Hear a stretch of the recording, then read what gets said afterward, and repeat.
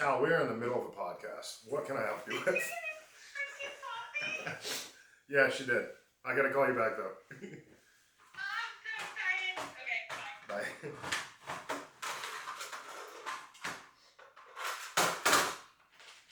We're gonna implement 40-round magazines too. We're never gonna use them. We're just gonna let people use them. Here we go. All right, guys, welcome to the 2023 Nationals Recap Podcast. I call this a podcast. It's going to be on YouTube. We're not going to put it on any other channel, so this is just whatever the hell you call that. We're going to recap what happened at this year's Nationals. We're going to get competitor insight from James, who competed this weekend. We're going to talk a little bit about the vote for Red Dots, some rule changes that we're going to put in for 2024, and what the qualification process for 2024 is going to look like as well. So I think first things first, let's go through and what was your guys' favorite stage from this weekend? We'll talk with Nick first, then we'll go into Roe, and we'll go over to James. So from your side, Nick, where you were working on scoring and kind of overall, like just looking at the match, what was your favorite stage that you saw this weekend? I'd probably say the Ruck and Ropes was my favorite. You know, just like the aesthetic of the entire stage was really well laid out. Not tooting our own horn or anything, but it looked really good. I think all the competitors really enjoyed it, right? Like that was the first big stage that we did under the lights. You've got the rope rigs there, just like the production of it looks really sharp. Shooting down range off the tank traps was really cool. So that was definitely my favorite one for the weekend. Yeah, and that was one that you vetted and then came back, and I think you and Ned were both like, there's no way anybody's going to finish this. It was tough. Yeah. But we also realized that all the filler bags were incorrectly filled, so we had to readjust that as well, too. So I don't know what I ended up climbing the ropes with, but it was not 20 pounds. Like over? 100%. Yeah, I was smoked on the fourth round climbing up there. How many rope climbs was there total? 10. It's 10 in the workout. Yeah, it was 10, 10 more than I like. All right, Ro, from your perspective, what was your favorite event this weekend? I didn't really have like a specific favorite event. I like, all the stuff that we did at night it added a level of extra stuff to deal with. Yep. Yeah. So it was cool to kind of watch everybody figure out how to deal with that. Mm-hmm. I mean, I guess you don't need light to like climb the rope, but I needed light to shoot it for sure. And we had that, which was really amazing, and it wasn't car headlights. Yeah. That was the first time that we worked out under the lights without being illuminated by somebody's overhead fog lights. Yeah, exactly. And I mean, like obviously Sunday night, the main event was something new for all of us. Yeah. We've never done that on purpose, and it was pretty cool to like have that energy of the crowd around was something new. For sure. I felt a lot of pressure. So from the competitor perspective, what was your favorite event? So I would assume anyone that didn't have burpees in it. Neither one of these had burpees in it. So the tattoo gun was what I do best, and it was definitely the most fun stage. So for those of you that didn't get to shoot it, that sucks for you. But the rifle spinner, was something that was a challenge for everybody. It was fun showing people for the first time how to shoot that. But actually the stage I enjoyed most was the Hill Country Run. Wow. I don't track mileage or footsteps or anything like that. I was trying to count steps. I lost track probably 8 seconds. Because you have to divide it in half? Yeah. It would be really feet steps versus footsteps. Yeah. That was a very tough stage because, as you're running, if you're not running a pedometer or trying to track your miles or something like that, they say just run until you find somebody and turn right. And I felt like I was running for about an hour before I made that first turn. And the view was very beautiful. Got to watch some golfers get frustrated with what they were doing. I was like, they have it easy right now. So, and there was a couple other competitors that had run the event before me and were trying to give me landmarks of, once you see skyline, that's where you can open up. That's where you're hitting the finish line. I did that 3 separate times. Gotcha. It was definitely a gut check, and I like those a lot. I'd rather not do 3.8 miles on every event, but it was a good test there. So for the spinner, a spinner is an incredibly hard implement to shoot. I mean, even like, I'll go to 3-gun matches and I'll see guys who've been shooting competitively for a long time, kind of work their way through it, but it's not always guaranteed that they're going to get through it on their first iteration. There's misses. Yeah, absolutely. And I was talking to another friend who's a competitive shooter, and he said, last year you guys put a 300-pound bag in there and people didn't get it. Why not put a test in there that equates to that on the other side? That's a shooting-centric tough thing to do. And that when I heard that, it like the switch went off and we decided to put it in there. Yeah, absolutely. I mean, we saw it at GTI this year with a 525-yard target, Yeah. kind of the same thing, where we're starting to expose competitors of different levels with their shooting skill. Hey, you might not think this is possible with your equipment that you're running, but it is. Yeah. Maybe you just don't know how to do it yet. And match day, I was squatted with the women's masters and a couple of the men's masters.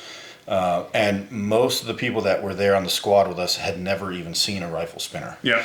And so everybody comes up and said, hey, how do I do this? And I told them the technique. Whether or not they executed, it's another thing. But that was something for them to take home and look at practicing. Hey, this is, again, 300-pound bag. I hope one day I can get a 300, but 200 took me a while to learn the technique to properly pick it up. It's technique. It's not just luck, Yep. right? Stepping up to a spinner is the exact same thing. So getting that exposure to somebody like you who's done it before and then getting that coaching through it, that's how you get there. Yeah, and even with me having shot for many years, took a little bit of time. That barricade position was a little floppy, so you had to really be locked in on it. Yep. You can't really have a bunch of misses on it. You got to hit it very deliberately and have the right timing for it. Yep. So I think I might have been there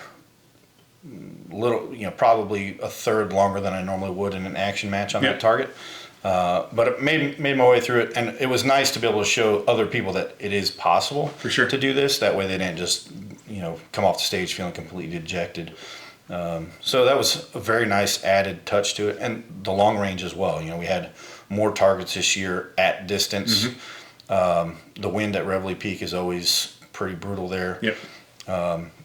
So that was a little gut check for a few people. So hopefully the skill that we see next year with competitors coming in, they'll be a little more prepared for it. That they'll know what they're responsible for. Yep. And then the overall competition will tighten up. So I'm looking forward to So most of our base stages, I think the furthest base stage we had this year, with the exception of Brownells, was 200 yards. And that's most ranges don't have a bay that's longer than 200 yards. So people come to our competition, they might get the opportunity to shoot out to 200, 300, 400. Very few ranges allow us to go out as far as we did at RPR, which is one of the key reasons why we went out to Reveille Peak Ranch. The closest target was just inside of 200 yards. I think it was 193. We scored it as a 200-yard target, and the furthest one on that stage went up to 670. If I remember correctly, it was like 200, 220, 270, 2 at 376 that were on opposite sides of an oak tree out there. And the wind that rolls through that part of the range is kind of crazy. Yep. And then when you get to 470, which was the next set, which we had a bladed target and then a face-on target, there's a whole different wind call in that part of the range. And then you had a 500-yard, 570 at 2 at 570, and then 1 at 670 as well. So really tough, really technical stage. We made the elites shoot it from 2 different positions, so they weren't allowed to go prone. So we had them shoot from a rooftop, and then we had them shoot from a kneeling position. I don't think a single one of them got through it, which was also pretty. It was a good test to kind of see where they were at, and something that we'd love to institute again next year, and then see how people respond to a year's worth of training for longer distance shooting like that. I did notice, I don't know much about the technical side of shooting, but I did notice there wasn't hits being said a lot. Yeah. So Just heard the rounds go off and nothing else. and a lot of the guys, like, I think had we done the 200 to 670 progression for a lot of shooters, especially in the elite category, they would have gotten a little bit further. But because we basically screwed them and started them at 470 for their first shot, it's tough to make a win call and try to figure out where you're at and then cover everything up from there. So we didn't give them the opportunity to get on target or a stable position. And I think Becky Wagner was one of the ones that impressed me the most. She did really well on that stage, and she credited it to her training through the Tactical Games universities and through the stuff that we've done with her. She was an athlete camp this year as well. So it was pretty cool to see somebody actually take the training, apply it, and then put it into it. So that was pretty awesome there. I think she's on board with everything. So she did athlete camp. I know she's done tune-up, a couple of events. She's on the online training program. So, people that jump in and see what we're doing and participate makes a difference. Yeah. I mean, it's not like a bunch of bullshit. And I think sometimes people people think they're selling snake oil, but these are competitors in our sport that are actually usually specialists in a completely outside different realm. And they're applying all their lessons learned and their knowledge. It was like, people... We launched a gun. We did a collaboration gun with Sons of Liberty Gunworks, and people always ask us, well, what gun should we buy? well, that gun. That's like, we're not trying to sell you snake oil. It's, hey, here's a gun that you're not going to have to buy another one in 6 months. You're not going to Set up, ready to Yeah, go. like I bought my first Harley, and the first thing you do when you buy a Harley is start looking at the next Harley that you're going to buy because you've already outgrown it. Yeah. Right? It's the same thing with a gun. Right after you strip off all the chrome. Yeah. All right, so the other stage that we had that day, so we talked about it, we had the run, about 3.8 mile run with a ruck for the elites. We had the jungle run stage. We had the obstacle course as well. Yeah. That was, if you got over the opportunity to go over there and watch that, that was pretty awesome to watch people face some fears. We saw some people do like the nope and then just come right back down and just take a time cap for it. But that obstacle course is no joke. It's one of the best ones. It's the best one I know of around here for sure. So it was cool to see people go out there and kind of take that on. It doesn't look like much when you're standing on the ground, and it's easy to make fun of the people up there. Because they'll get up there and you just start seeing big dudes shaking. You're like, no, just climb down. It's fine. Get up there, and it's a different story. Yeah. Seeing somebody like Jared Stevens, right? Like such a big physical human being get up there, and he was like, oh shit, this is scary. Like when you're face down going through the weave and you're, I don't know, we'll say 15, 18 foot up in the air, and you come up off that top rung and you're going down to the next one, and it feels like it's forever between you and that next beam. You get gut checked pretty quick on that. For sure. I mean, that's something that not a lot of people do, right? Like how many times are people climbing upside down, inverted? Like you could train all day long, be a physical specimen, but like those skills are so specific and different to what you need for an obstacle course, something like that. For sure. That's actually where I met Gil. It was at that chain wall in 2019. Yep. It was just me and him. He was like the last competitor to go through, and I was taking pictures. And Did he have a cigarette in his mouth at the time? he did not. I saw that about a year later. But he was at the top of that wall, and I'm standing there at the bottom just taking his pictures. And he goes, "Hey, do you mind if I climb back down the same way? So I don't have an ankle." So like twist it and get it in the chin. And I'm like standing there like, no, yes. I don't give a shit, man. Just do it. I won't tell anybody. Just make it look cool for the photo. So standing around that obstacle course, Tina and I had conversations about each of the obstacles, and for most of them, it's you just have to climb over a wall or monkey bars or whatever it is. But I think everyone standing there had a different obstacle that they were nervous about. Yeah. And a lot of people were completely unsure of how do I negotiate this, especially in the women's masters group that I was squatted with. They're all smaller statures. So on, let's say, the Widowmaker and some of these other implements, you have quite a big jump to get to the next gap. Unless you're 6'1" or 6'2", where you can just reach over and touch it. They are basically taking blind leaps of faith on these obstacles for the first time ever. And so, Tina had an obstacle that she was kind of caught up on, and I politely motivated her to. But I had the same thing where I was like, hey, this is like the chain wall. I knew that getting over the top of it and being able to turn around was an issue for me. And so I just had to let go with my feet and say, okay, I've got a solid grasp with my hands. Worst case scenario, I die here. Fall 30 feet to your death. But I got to get over it. And to watch the competitors go through, James Zhang posted his a couple of his runs where he failed the attempt and then finally made it. That was pretty neat to watch. Yeah, that's cool. It's always it's cool to see people test their limits and kind of figure out their limits when they get to do something like that. I was definitely I like the obstacle course as well. The fastest time we saw was like 3.5 minutes, 3:43. Devin. Oh, wow. Devin Miller, So just for an understanding, the average time I would say was probably 6.5 minutes on that. So somebody cut the average in half. That's impressive. It was really, really awesome to see him cruise through that. Cody Anderson did really well on that. Hepner did really well on that. But it was really, really, that shit was pretty impressive. So that wrapped up Friday. So we had a full day of things to do Friday, a lot of shooting, and 2 physical only. So 2 stages that were shooting only, 2 stages that were physical only. And then we started Saturday morning out at the ranch. So we got out to the ranch. The first stage that we had that day was the chipper. We watched that, eat some lunches. I don't know. How did you feel as an athlete about that stage? I don't ever want to do another burpee. So I look at my personal performance with that and trying to keep pace with certain things. And I think that I shot a little faster than what I wanted to. Sure. Gave up some hits on the shooting. It was a little sloppy there. And I didn't realize how much time we had once we got to the burpee portion, the bonus burpees. Yep. I saw some people getting there with like 6 or 7 minutes to do burpees. And I wasn't going to do burpees for 6 or 7 minutes, so I was a little slower. But even when I got there, it was tough. And I knew that if I stopped moving, I'm just losing points to the next guy. So it's one of those gut checks where you just have to keep moving. I think with each of these standard stages like chipper, as that goes forward, people are going to start figuring out how they want to appropriately pace it. And we have some athletes that don't want to shoot or can't figure that out, and they can burpee the night away. That's fine. And some people like myself, I'm just going to sit at the firing line for a little bit longer, maybe take a bonus or two. So. Scrambler was also something that we did that day. We pulled that back from GTI.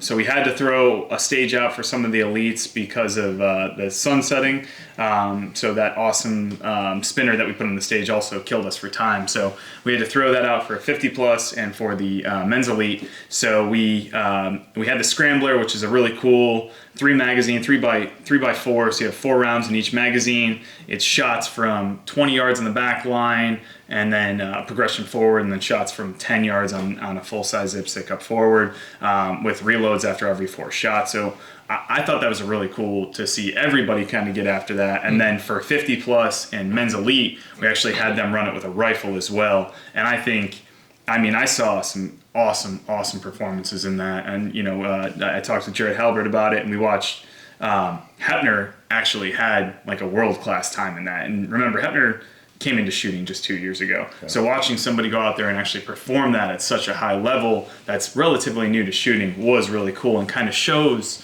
what we're doing and trying to do and accomplishing in not only pushing the physical aspect, but also encouraging people to push the shooting side of things as well. Mm-hmm. I really like the smaller aggregates because it really tests a competitor's ability to think quickly. Yeah. On most of your stages, you have time as you're leaving the work portion, going to the firing line, to process the information and think about what you're doing next.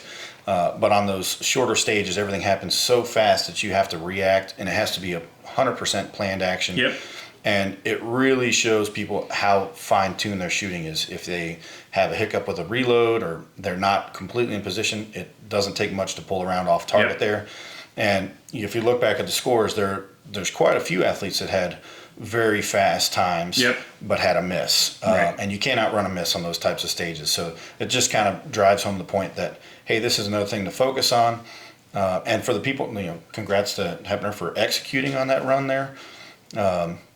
So that's kind of a neat stage to look at. I like stages like that because everybody did the exact same thing. So you can pull up the leaderboard and look at that stage and then compare times across every division, because people have questions all the time, like, why does the elite category get so much attention? Well, you pull up something like that and you kind of start to understand it. And then shooting with irons, not only doing that, but also doing it at the fastest time, and not having a red dot to do it with is also another impressive thing.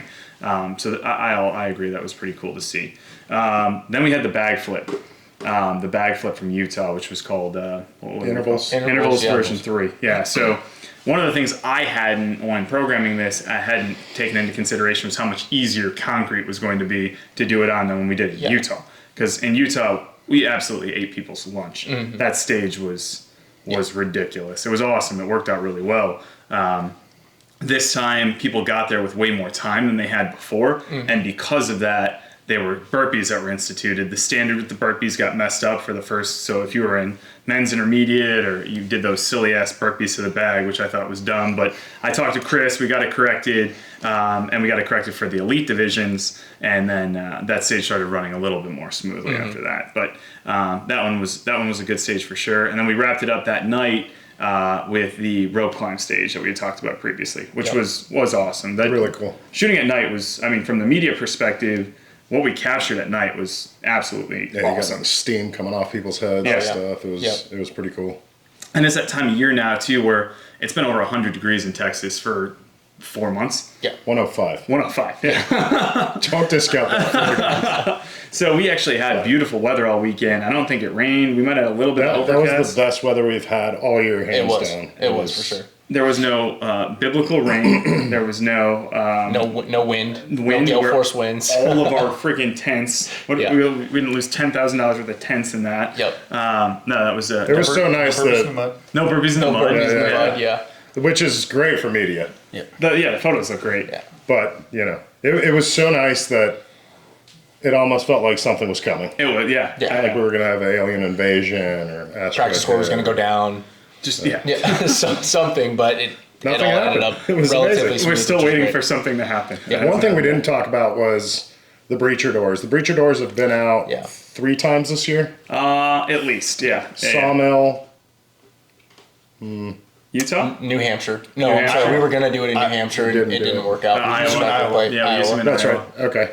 That, speaking of eating people's lunches, Yeah. it was cool to see. If you don't have technique, you're not getting through that door. 100%. If it's your first time trying it out, the likelihood you're going to get through there is, if you're short, if you're too tall, if you're too wide. I don't know about that one, but like the only people that got through that door were the ones that did it correctly. Well, I think The right everybody, technique. there were a couple people that didn't get through it, but mostly everybody got through it. Eventually. Eventually, Yeah. And it is like, you cannot get through that with strength. It doesn't matter how much strength you have, you are not going to brute force your way through Yeah. it. Yeah. Yeah. So it's, it's a lot like a golf swing.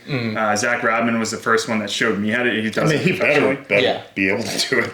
Yeah, well, he's just a gigantic human being, but 2, he actually does it for a living. Right. And watching somebody that really knows how to do it break through, and the force that we're generating, or the what we're testing on that, is way more than a standard door frame actually offers. Yeah. Like when you've got 4 1x2s sitting in there, Yeah. like that's like a supported frame that you're For trying sure. to knock out. So that was pretty cool to see people get after that, and they did until the ram broke. Yeah. And then we broke a ram, and then that Had to take it out. I think the door breaching is cool. People like it, but we definitely on our end need to fine tune that thing a little bit more and get it to where it's, we don't have an issue like the ram breaking. Not that that was our fault, but we've used those rams a lot, and Yeah. I think they just kind of eventually give way. Yeah, sure. I mean, we probably use that as much as a department would use it in 10 years worth of service. Yeah. If you have 200 people go through 3 events and use a it's RAM, lot. yeah, and they're breaking For sure. through some hard stuff. Well, too. and that's why Chipper's such a cool stage too. And like once we get that sorted out, you've got technique at the beginning, Yep. right, with the door breach, and then you've got the physical aspect of the 3 different stages of burpees, and then we did the bag throw, and then you have the shoulder, and then you have to do that for multiple reps. You've got technique shooting on the barricades at Yep. the 45 and the 90, which Yep. is not easy to do, especially if you're not used to doing it, if you don't have a barricade to shoot it from. And then you have memorization. You have to remember to get your mags while you're fatigued, going Right. through all these different processes within the stage. So it brings a lot of cool elements to one stage in particular. So You I get a think real that's nice pump out of it. I'm sure, yeah. Are we going to make fun of Nick's collar? I just realized that was going on. I was gonna say it's past Halloween, so we're gonna call him the count. but- Go, Gil's dressed like he just came from church, so All right, so then we got into Saturday. Saturday was a lighter day, we'll call it, because we only had 3 stages. Sunday, the day after Saturday. Gil went to church that day. So Sunday, we only had 3 stages for most of the field. I don't even remember what they were. What did you do Sunday? Sunday I did the Integrity Farms. Oh, yeah. Yeah. We did the weave, and we did the bike erg, Yep. whatever they called it this time. Echo bike. The Echo. yeah. I posted a bit about the Echo bike. I don't know what we called it, but that was one of the most impressive things that I've seen in this sport to date. I don't think sometimes people, they look at our sport from the outside and they think like, oh, it's CrossFit, whatever the stupid shit they want to say about it. Watching people get on an Echo bike and do 30 calories on an Echo bike in a minute. Or if you're Willie doing 40. 45. 45. He got 45 calories in a minute. I was worried about Holding him. like 1,000 Everybody watts. was worried about him. Yeah. That's not an easy thing to do. Yeah, that's super impressive. He's a tremendous athlete. You He's see very him strong. gasping for air. I was like, should we call somebody? Or... So for those of you guys that didn't watch or don't know anything about it, it was you had a minute to accumulate as many calories on an Echo bike as you could. You then had a minute to shoot 10 rounds at 150 yards at a target that was, I don't know, we'll call it a 6-inch target. Maybe an 8-inch target. There was a group that I followed and watched that averaged 30 calories through all 4 rounds.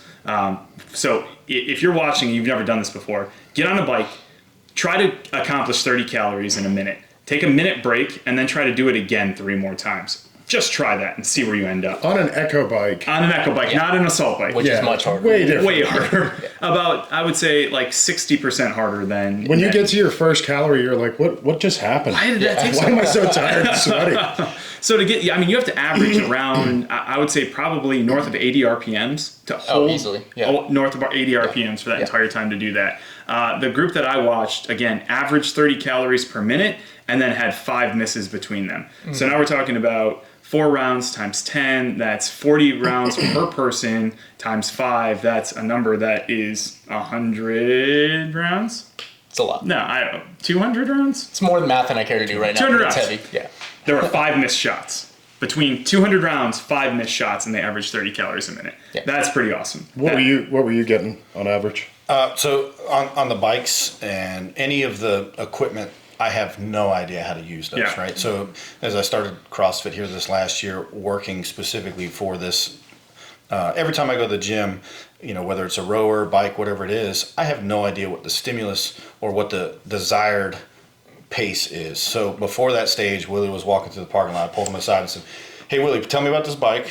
What should I be looking at on what's an achievable calorie count?" He said, "If you do 60 RPMs, you hold it there, that's 10 calories in a minute." I said, "That doesn't sound like a lot." He said, "I'm going for 35. so you want to hold over 70 to 80? And I'm like, okay. So what I was going in there with a mental picture of is if I can hold near 70 RPMs, then I'm relatively competitive for another grown man or, another athlete, whatever. And that was just something to kind of measure on for myself. Yeah. And I think I got 19 calories around. I think 18 the first one. I was a little deliberate with it, and was plenty happy with that. For my, I was pretty gassed going through it, but I knew I was also saving a little bit for the shooting portion. And then as I watched other guys come off, I knew there was a few guys in my division that were well over 20 calories, and I said, "That's great. That's good for them. Now I know what to work on."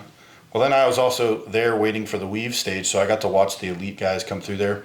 And same thing, Willie comes through, puts 45 calories down, and repeats it multiple times where he looked like I don't know that I could have laid there for the next 10 minutes before I catch my breath. And he continued work. So watching all those athletes do that is just incredible. Yeah. And it is nice to get a level of pacing. So the bike, that type of thing, that is my rifle spinner. Yes. That's new for me.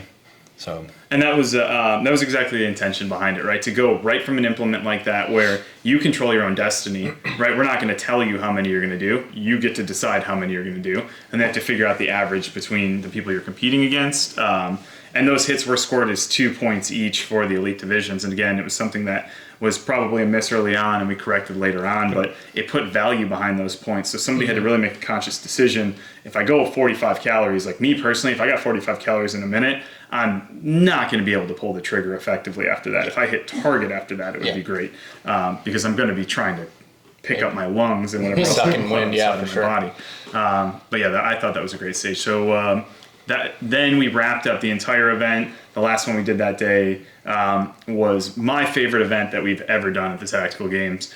I love Inman because I think it's a cool test, but really more than that, it was just seeing the entire crowd, everybody out there cheering people on, the energy that was around there. It was awesome to watch athletes that had gotten the shit kicked out of them for 3 days straight come out and do one of the toughest workouts that we have.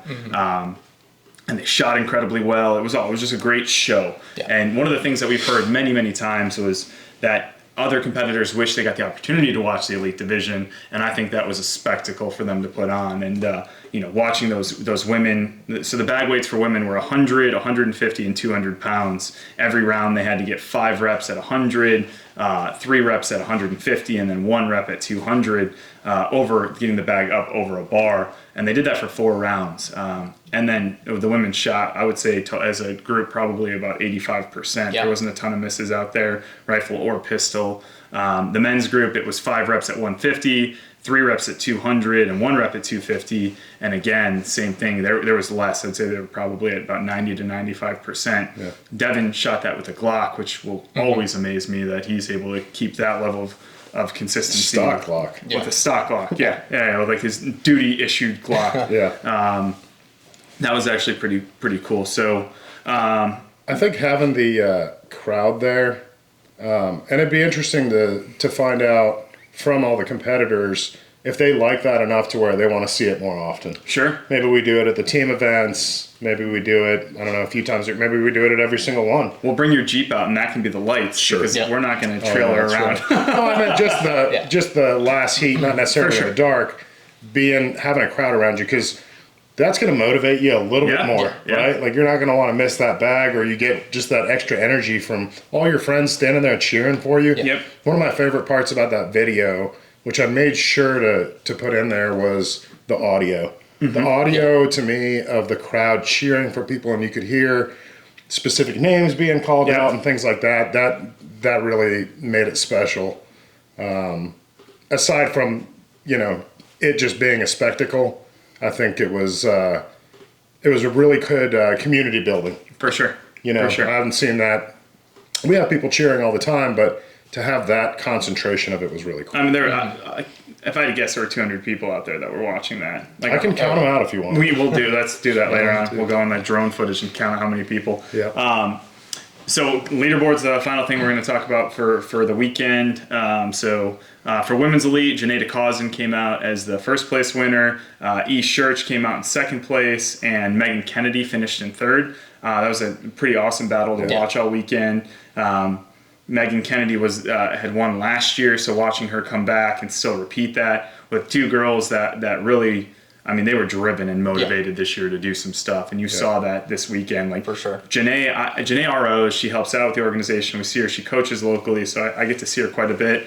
That girl is working out 24 hours a day. And dry firing when she's not. Every time we go in the gym, she's in the middle of this 20 pieces of equipment But like you said, if she's not working out, she's doing some kind of dry fire. It was really, really awesome to see her. Dedication For sure. For men's elite, we had Jacob Hepner won. He crushed it this year. I think long range was the only thing that I saw that really kind of messed with him a little bit in the competition. Well, it sounds like he needs a longer range at his perfect barn. Aaron Clark came in second. And then our third place finisher was Austin Aylward. Austin's an awesome competitor. It was cool seeing Aaron Clark come back after a fourth place finish last year. I know he's had dedicated coaching for this and really started putting some emphasis behind it. I think that's one of the biggest differences behind divisions that we see, right? There are people and competitors that come out and they work a 9 to 5, or maybe they work shift work, they're law enforcement, whatever. They can work out 45 minutes to an hour a day. And that's the work that they can put in.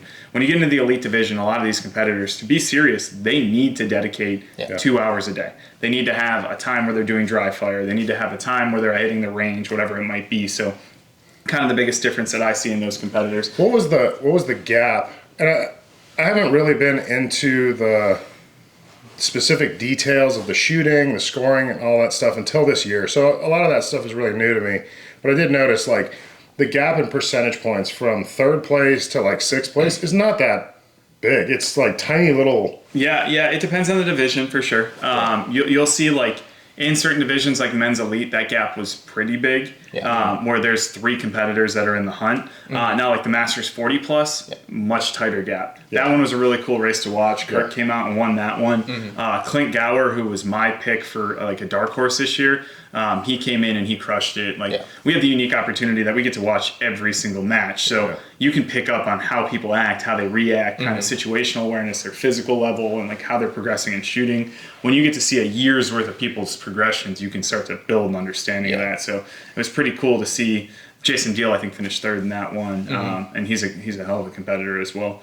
All right, so one other thing that happened when we were at the national championship is we took a vote for red dots in the elite division, and much to my dismay, I think much to half the crowds or the competitive field's dismay, we are going to allow red dots in the elite division next year. So Why do you not like it?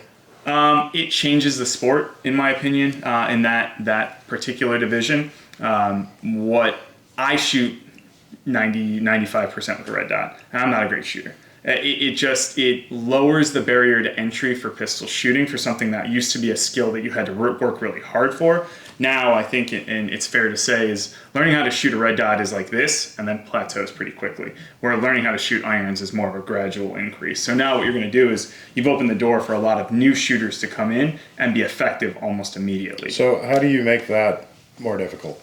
Well, I think people are quite honestly going to be surprised with the outcome of dots. So several years ago when we had people asking for optics or red dots on pistols, they assumed that it would make them a better shooter. Well, what they failed to realize is that their skill wasn't good and the equipment wasn't going to make them any better. Sure. But if you take two people of equal skill set and put them on a red dot is definitely easier to use. There are things that some of the elite competitors haven't had to deal with this last year, not shooting red dots. So when we shoot some barricade positions and they put their red dot on target and they see plywood, they might say, "Oh, I didn't think about that." So there's a few things, burpees. Or when it's raining. Yeah, protecting your dot from the elements, protecting your dots from the equipment as you're beating it up. You have to be a little more careful with your gear. Maybe your holster selection comes into play. Keeping your dot covered when you're on some of these rough stages. It adds another level of preparation. But I did like iron sights. And I think there are going to be some people that make the switch over to dots just fine. Some people will struggle with it. It's a cost thing too. Iron sights, I don't have to worry about my dot failing on iron sights, but shooting a dot is pretty nice. Also, the transition with some of these stages, on the speed stages, people that aren't used to shooting a red dot, you're going to see them draw their pistol pointing at a target and start rolling the gun around trying to find it. And that'll just show me that they haven't practiced a whole lot. But I do like the standardization of equipment. I don't like having separate gear for separate divisions, so that makes our job officiating much easier. Same thing with planning stages. It makes it a lot easier where now we can put challenges in specifically for the equipment. Yep. It's like now that we're shooting more long-range targets, and we know that a lot of people should be running a variable power optic, but if they're still using a red dot, there's a few guys that are departmental use. They're going to struggle at some long-range stuff, but they still do well compared to somebody who's not skilled with it. Practice, regardless, practice is going to make the difference. Oh, 100%. We saw it in GTI. Yeah. There was a guy that stepped up, and it was like, boomer. He had like a legit M16. Carrying handle? Yep. Carry handle M16 with iron sights. Yeah. And crushed that I was there to stage. watch it. I saw him go up and I was like, this is going to be a tough one for him. And he came through and just ping, ping, ping, ping. And like unsupported relatively. He didn't support on... He didn't brace. He didn't brace. He was just leaning up against the wall and crushed it. I was like... I think Amazing. I think he said it took him 11 shots to hit the 5 1/4. Yeah. But he hit it, and Yeah. you could see his splash but iron sights. So skill and practice trumps equipment all day, every day. For sure. I can go to an event and hand competitors my equipment, and they're probably not going to do that well with it. You could have a very skilled shooter go in and take a stock Glock, and still be able to perform. So as we're talking about the competitors that have dedicated the time into their craft, we only have 24 hours in a day. So do you want to get up early to go to the gym? Are you cutting time out of your schedule to go to the gym to do dry fire? If you want to work out and look good for summer of 2024, but you're not worried about your shooting, well, you'll look good on the firing line. And that's about it. Look good running to the firing. Yeah. How easy is it to mess up your red dot? Because I know you were just saying, like, making sure you're covering it We up. saw it all year. Is it easy to mess it up? Yeah, Absolutely. extremely easy. So, any of the burpee over bars, we saw it in Iowa. I think Joey Roush, Nevada. broke a dot going over one of the bars. I made it a point on the chipper stage to take my dot cover and keep it on. And as I'm trying to do burpees, I'm deliberately staying away from bashing my pistol against the ground. That's stuff that I've thought about on other events where typically it's dirty, it's muddy. So keeping the dot covered so that I don't get debris in there. Like you go to the firing line, you try and wipe mud off your glass, you're still looking through mud. Yeah. Especially when you have mud on your hands that you're trying to wipe it off I with. see people like charging their pistols using it. Is that bad? Depends on the optic. If you have a quality optic and it's mounted correctly, use that to rack. It's not a big issue. You might get some smudges on your glass, but most of your quality red dots now are protected. The lenses are protected. They have a shroud on them. They're meant as tools, in the fighting world or anything else like that. So they should be pretty robust. But you're not going to go buy a $30 airsoft dot and make it through. It's not going to last through the events. Yeah, your plate will break. That's where we see. I think the most common failure we saw was optics plates this year. Screws coming through optics plates. And it's amazing to see how people are starting to realize that their gear selection does make a difference. Yeah. You buy one optic 2-3 times throughout the season because it keeps falling apart on you. Maybe you should have invested, a little bit more money on a more quality optic. And that's where we hope that we can help by having partnerships in the industry with people that, hey, we're not trying to sell you the snake oil. We're trying to show you like what we use for these reasons. Yeah. And a lot of our tune-ups this year, I spent probably the majority of my time tightening optics for people with my torque wrenches. That made a difference. And, as people come off an event and they see those little things, they say, oh, this is something I should have prepared for beforehand. Now they come to the next event with either better equipment or at least better maintained equipment. And then they perform instantly better. It changes their view of the event. I never understood torque specs. Like when I first started coming into the shooting space, like torque specs on your like LPVO. How It's a lug nut. Yeah, right. I just torn this shit down real quick. It's not going to go anywhere until you break a bell housing or like it's a sensitive piece of electronics. Like it's robust enough to withstand stuff, but if you mount it incorrectly and mess with the bell or mess with anything else, you're going to have issues. Absolutely. That was something I think you and I talked about people coming out training all year long, doing everything right. They got their nutrition on point, all their physical training on point, their shooting on point, and one thing happens and you just go down that leaderboard. Yeah. Because of equipment failure. Malfunctions with equipment is a huge one. Yep. And I mentioned it all year where when I first started competing, chain smoking and drinking a Monster, and then people started At the same time. Same time. Cheese, Monsters, cigarettes in both hands. So I realized that I had to properly fuel myself through the event. So now I actually eat. And I've got Two Monsters. Rain.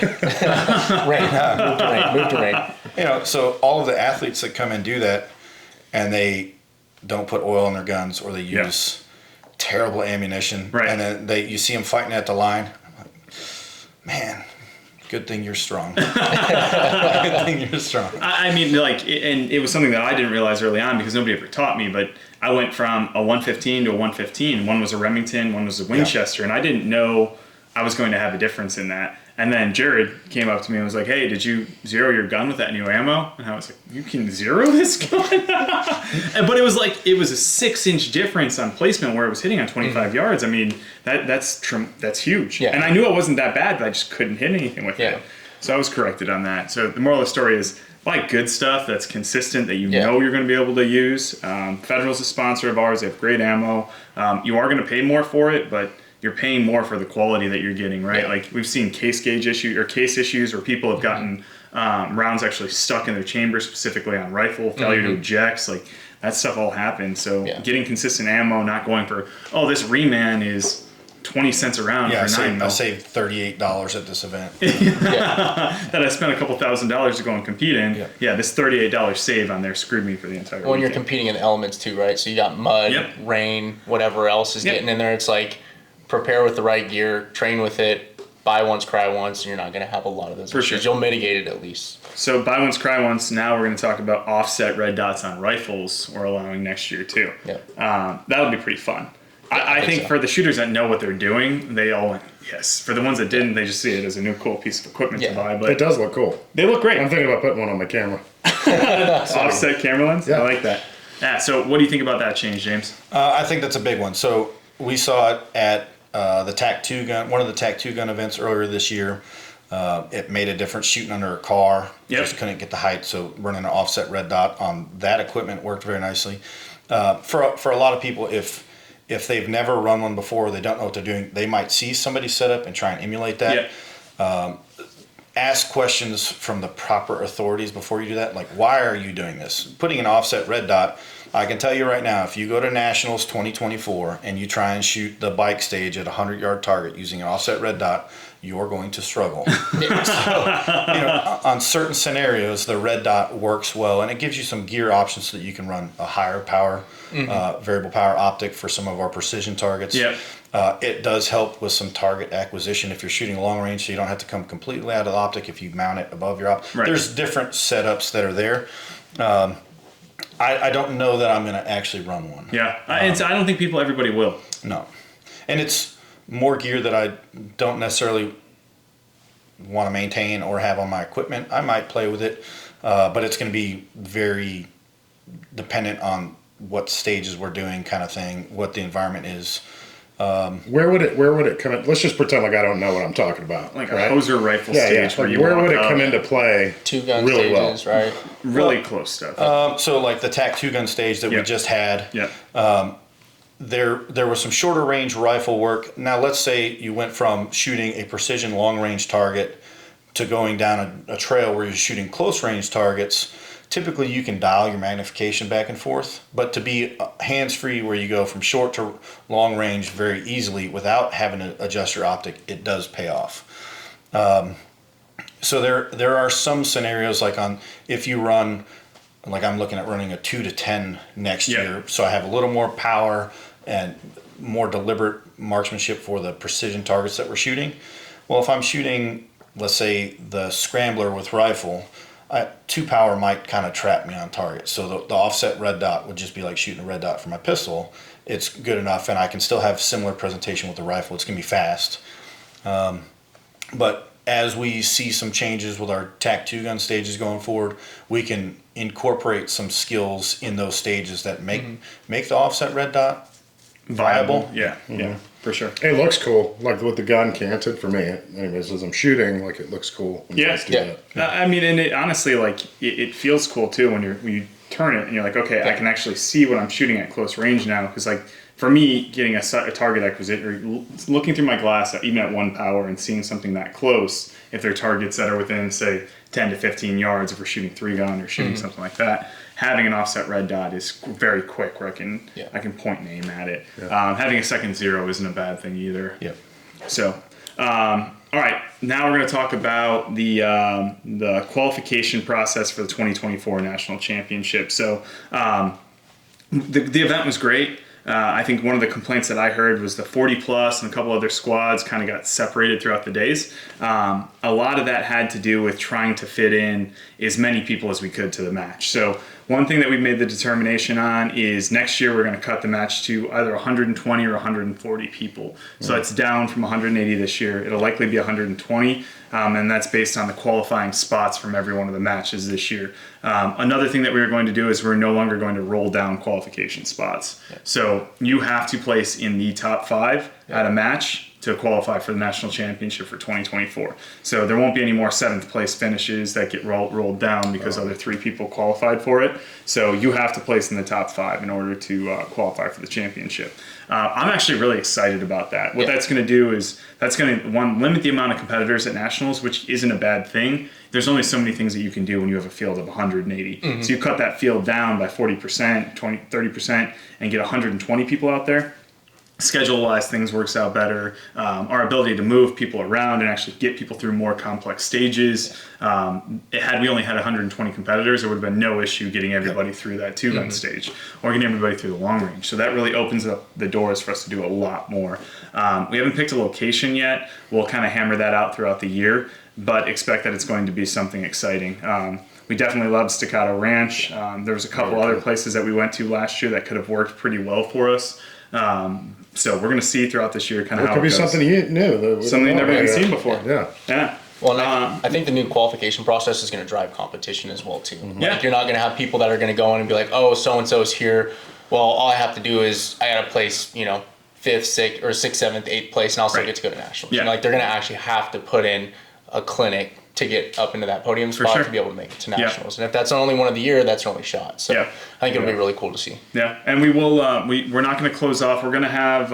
We'll talk a little bit more about some of the divisions that we're going to have later on. But we will not have teams, and we will not have intermediate divisions at next year's championship. So, and it's going to be restricted for qualifying spots only. So if you're serious about becoming a competitor that's going to be able to compete at nationals next year, I definitely recommend starting to put that work in now. And there's Like we say it all the time, Sal's dry fire program costs as much as a box of 9mm. Spend that $20 a month. You are going to not regret having a structured dry fire program that you're going to follow and it's actually going to give you something repeatable. You can go in the gym and you can work your ass off every day. If you don't do it with structure, you're not going to get much further than when you are now. Are you going to get stronger? Likely. Are you going to get better at what you're doing? I don't know. It's kind of a crapshoot. Having structured and having like a coach that's actually telling you what to do is going to help you get better faster. So right off the bat, you're saying we're going to be cap it off maybe at like 140? I think 120 is where it's going to be. Yeah. I would highly suggest you guys jump online and grab whatever event tickets you need now. So the last 3 weeks since we have announced the 2024 schedule,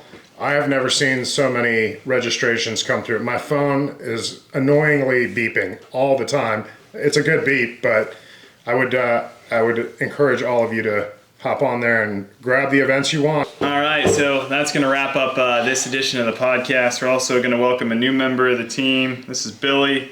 We lost our dog, Val, very, very recently. And Billy kind of made her way into our home, so you're going to see her around the events this year, having fun and hanging out with us. So rest in peace, Val. Thank you guys for listening, and we'll talk to you guys soon.